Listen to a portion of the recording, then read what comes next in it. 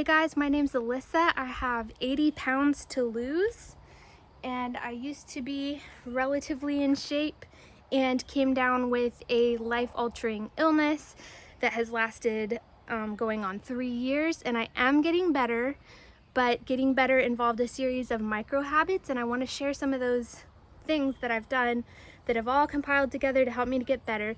And I know some of you are probably recovering from things like long-term COVID, cancer, I don't know what else.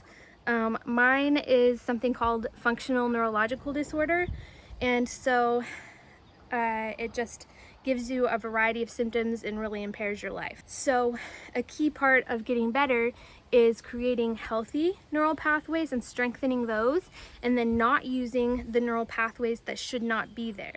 So for me, my doctor explained that my brain had created a pathway from my movement center to my emotional center that shouldn't be there.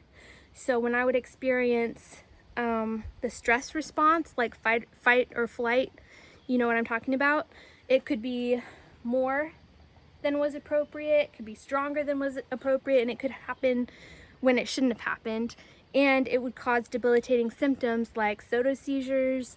Probably the most common was falling down on the floor, like my legs would just give out. Slurred speech, not being able to speak, to form the words, or even think of the right words to say, impaired cognition. What else? At one point in time, when it was really bad, my poor neighbors, because I lived in town at this point, but I learned that, my body learned that if I would scream at the top of my lungs, it would give me a little bit of relief and let out that extremely strong fight or flight response. So what would happen to me with functional neurological disorder is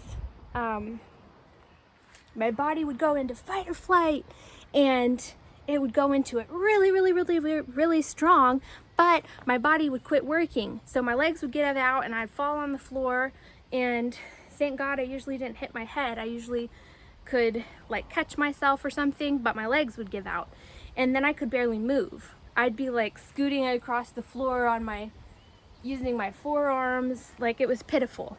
So my body basically was like, you're not gonna run, you're gonna stay here.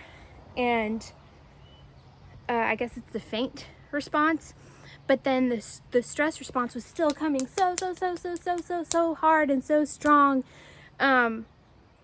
when I wasn't actually in deathly danger, you know, but my body felt like extremely strong stress. So I would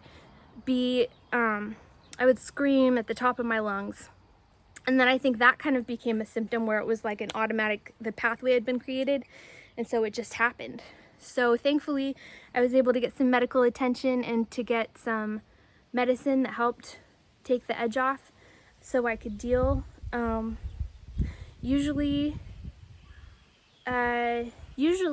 So my experience with FND, functional neurological disorder,